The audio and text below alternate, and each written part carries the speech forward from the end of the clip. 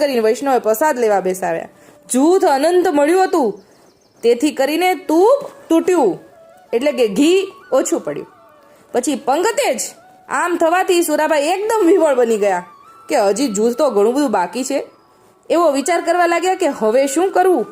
ગામ તો ઘણું નાનું છે, એટલું તો ઘી હતું નહીં, આજુબાજુના ગામથી પણ લાવ્યા છીએ, જરૂર આજે મારી લાજ જવાની. હવે શું કરું? કેમ કરીને મંગાવું?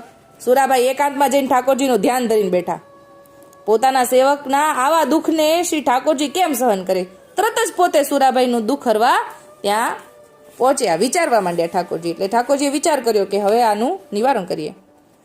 વાણિકનો વેશ ધારણ કરીને કાંધ ઉપર 2 મણથી ભરેલો ઘીનો કુડલો લીધો ગોપેન્દ્રલાલજીએ.